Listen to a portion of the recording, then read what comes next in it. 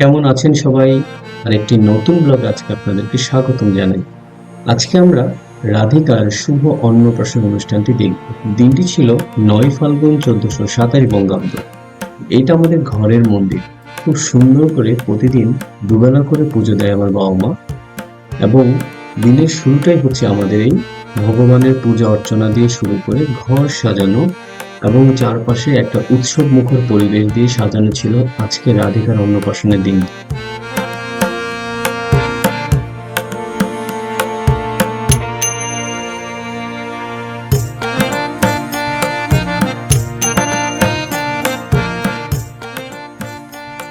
দেখুন না, দাদুর কোলে প্রচন্ড আনন্দে সে আসলে সময় গুনছে কখন থেকে স্টার্ট হবে তার এই অন্নপ্রাশন অনুষ্ঠান। অন্যদিকে নিরামিষ প্রসাদের আয়োজন চলছে। ভোগের পরে আমরা অনুষ্ঠান কর্মসূচি শুরু করব এবং সবাইকে প্রসাদ বিতরণ শুরু করব। সো রাধার এই অন্নপ্রাশন অনুষ্ঠানটায় সত্যি কথা প্রচন্ড পরিমাণ গান বাজনা হয়েছে, সকলেই আনন্দ করেছে। দাদু, দিদা, ঠাম্মি সকলে মিলে অধিবাস অনুষ্ঠান, গায়ে হলুদ অনুষ্ঠান করে তারপরে ভগবানের কাছে ভোগ নিবেদন করে আমরা শুরু করলাম আমাদের রাধিকার অন্নপ্রাশন অনুষ্ঠানটি।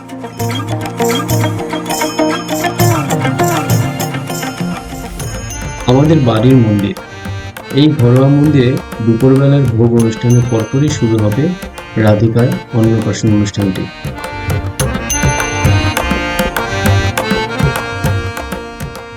আর যেন দেরি সহ্য হচ্ছে না। একদিকে ঘরের মধ্যে এই ফিল্কি মেরে চাহনি, খুব সুন্দর করে হাসি এবং সময় অপেক্ষা কখন অন্নপ্রাশন অনুষ্ঠানটি শুরু হবে। সো সকাল থেকে বাবা হিসাবে যেহেতু একটু কাজের চাপ ছিল, মন্দিরে পুজো অ্যারেঞ্জ করা, বাড়িতে বিভিন্ন রকম কাজ চলতেছে, ডেকোরেশনের কাজ চলতেছে, তো সব কিছু অ্যারেঞ্জ করার মাঝখানে ওদের সাথে কিছুটা সময় দিয়ে ছবি তোলা এবং আত্মীয় স্বজন যারা আসছে তাদের আপ্যায়নের ব্যবস্থা করা। আমার শাশুড়ি মা, আমার বৌমনি, আমার মামাতো বোন, আমার বোন, ভাই সবাই যারা ছিল সকলে মিলে মোটামুটি এই অনুষ্ঠানটি অর্গানাইজ করেছিলাম আমরা।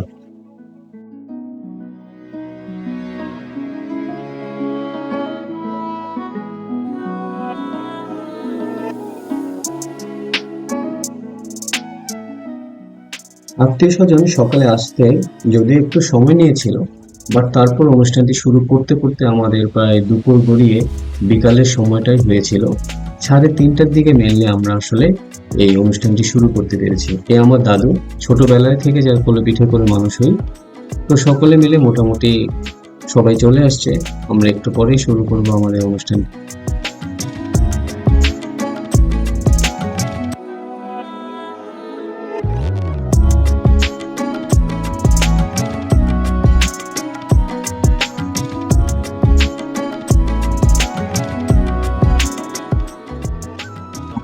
সকল মামারা অলরেডি উপস্থিত। এইদিকে রাধিকার স্নানের জন্য যাই জোগাড় চলতেছে, হলুদ বাটা, সকলে মিলে আনন্দ করার জন্য সুইমিং পুলটি আমরা আসলে কিনেছিলাম।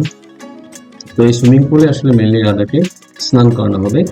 এইদিকে বাকিতে অলরেডি হলুদ বাটা রেডি করা আছে, দুগ্ধ রেডি করা আছে, একটু জল মিশানো ছিল, এটাই হচ্ছে নিয়ম। আর তার সাথে তার স্নানের উপকরণগুলো সবকিছু এখানে আছে। সো একে একে সকলেই রাধিকাকে হলুদ পরিয়ে তারপর স্নান করার রিচুয়ালটা সম্পূর্ণ করবে।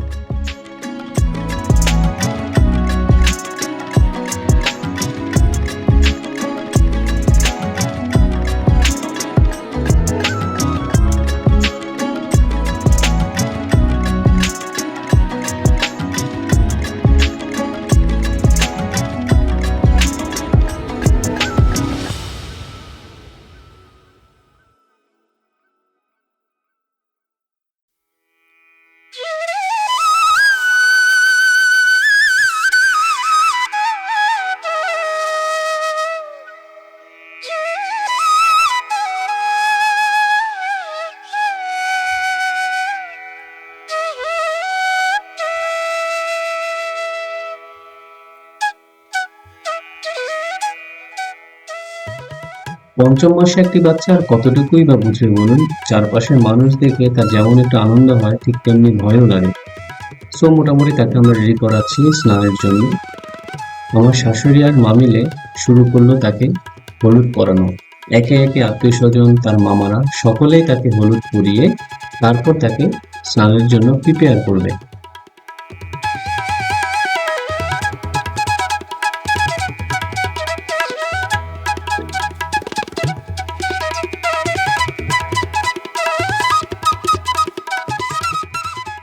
আমার মতে প্রত্যেকটা বাবা মায়ের কাছে সন্তান যেমনই প্রিয়, তার দাদু আর ঠাম্মি অথবা দিদার কাছে তার নাতনি আরো বেশি আদরের।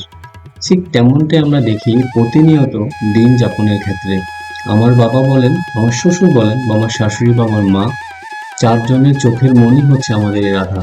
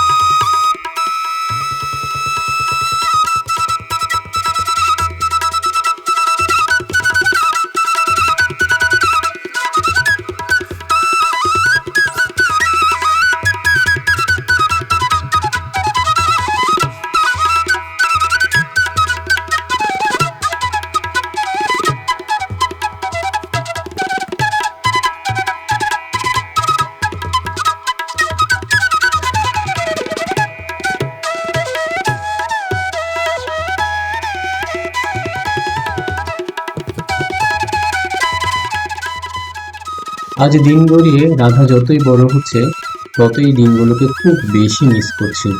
সকলে দেখুন কত আনন্দ করছে এই হলুদ অনুষ্ঠানে। তারপর করে রাধাকে স্নান করিয়ে মন্দিরে নেওয়া হবে ঠাকুর পুজোর দর্শন করার জন্য। সো একে একে সকলে রাধাকে হলুদ পরিয়ে প্রিপেয়ার করছে স্নানের জন্য। এমন দিনগুলো যেন প্রতিটা মানুষের জীবনে সত্যিকার অর্থে স্মৃতি হয়ে থাকে।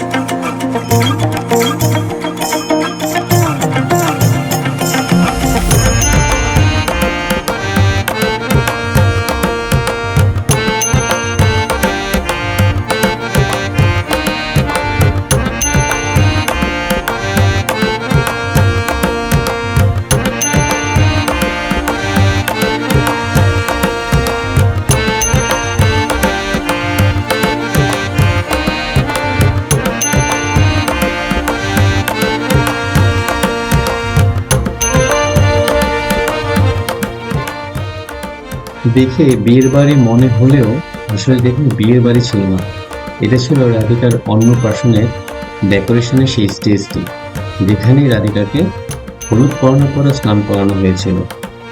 আমাদের রাধিকার প্রথম অন্নপ্রাশন অনুষ্ঠানে চেষ্টা করেছি একটু ভিন্ন কিছু আনার জন্য।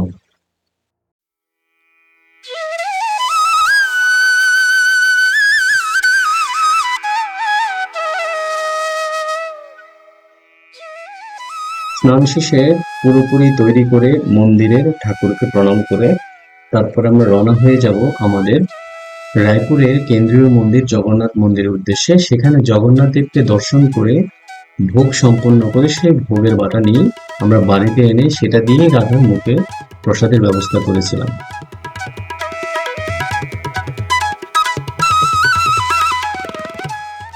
অন্যদিকে বাড়িতে চলছে ভোগারতির অনুষ্ঠান। সকলে একত্রে মিলিত হয়ে ভোগারতি সম্পন্ন করলো। এর মাঝখানে আমরা রাধাকে গীতা সাক্ষী রেখে তাকে ভগবানের চরণ তলে রেখে তারপর আমরা তাকে মন্দিরের উদ্দেশ্যে যাত্রা শুরু করব। এই অন্নপ্রাশন রিচুয়ালের সবচেয়ে বড় দাবিদার হচ্ছে আমার রাধার মামা অমিত দাদা। ইতিমধ্যে চলে আসছে। অমিত দাদা মনাকে নিয়ে আসলে মন্দিরের দিকে রওনা হচ্ছে। তো আমাদের রিচুয়ালে এই ছাতি মাথায় দিয়েই মামা তার ভাগ্নিকে নিয়ে বা ভাগিনাকে নিয়ে মন্দির দিকে গমন করেন রিক্সায় করে। বাড়ি প্রাঙ্গণ থেকে বেরিয়ে মেন রোড থেকে রিক্সা নিয়ে তারপর রওনা হবো জগন্নাথ মন্দিরের উদ্দেশ্যে।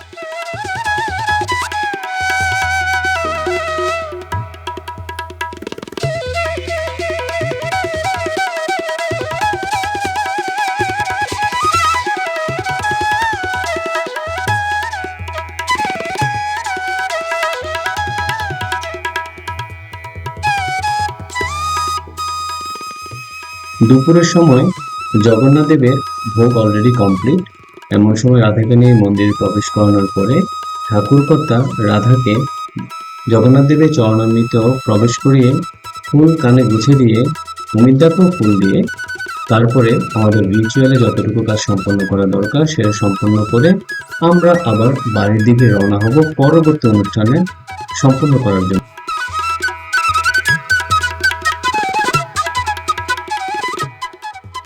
জানেন তো, এই জগন্নাথ মন্দিরটা কিন্তু আমাদের রায়পুরের কেন্দ্রীয় একটি জগন্নাথ মন্দির।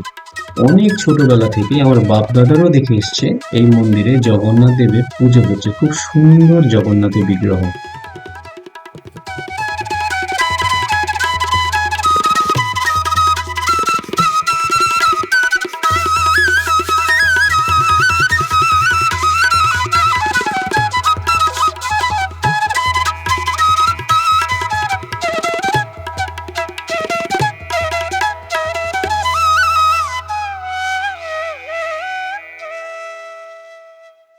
এটাও আমাদের একটা রিচুয়ালের অংশ। মামা যখন তার ভাগ্নি বা ভাগিনাকে নিয়ে বাড়ির দিকে প্রবেশ করেন ঠিক তখনই মা ঠাম্মি দিদারা সকলেই ফুল ছিটিয়ে তাদেরকে বরণ করেন। তেমনই করে সব মামারা মন্দির থেকে আসার পরে তাদেরকে বরণ করে তারপরে ভিতরে নিয়ে যাওয়া হবে। অন্যদিকে আমন্ত্রিত সকল মানুষ অলরেডি প্রসাদ পেতে বসে গেছে। আমরা কিছু বাল্য সেবা দিলাম। তারপরে টিনা মা মিলে সকলের কাছে আশীর্বাদ প্রার্থনা করলো আমাদের রাধার জন্য। এমনই ভাবে আজকের দিনের এই ভোগ প্রসাদ আয়োজনটি শেষ হলো। এইদিকে রাধাকে নিয়ে মামারা অলরেডি স্টেজে উঠে গেছে তাদের এই মুখে প্রসাদের রিচুয়ালটি সম্পন্ন করার জন্য। একে একে সবাইকে ফুল ধান দুর্বা দিয়ে আশীর্বাদ করার পরে সকলে একটু একটু করে রাধিকার মুখে প্রথম পায়েস তুলেই এই অন্নপ্রাশনের কাজ সম্পন্ন করতে হয়।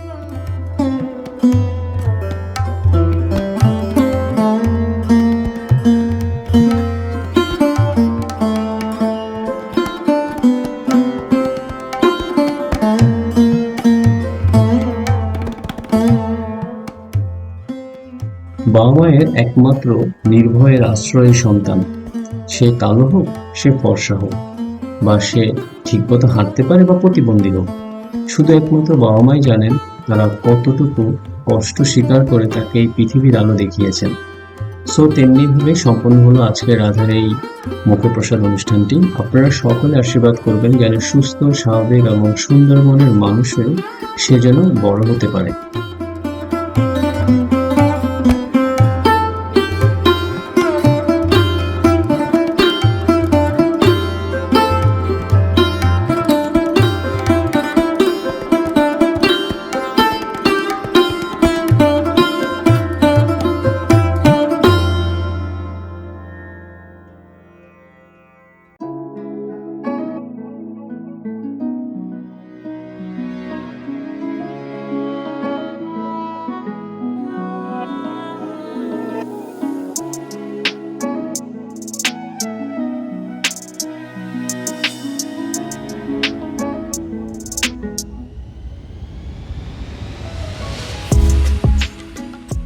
সকলকে আবারও ধন্যবাদ অনেক ধৈর্য ধরে ভিডিওটি দেখার জন্য।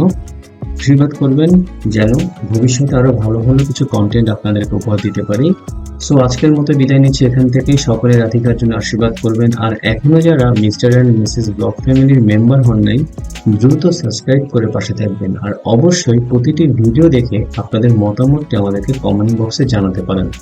সো দেখা হচ্ছে নতুন কোনো ব্র্যান্ড নিউ ব্লগে। সেই পর্যন্ত সকলেই ভালো থাকবেন।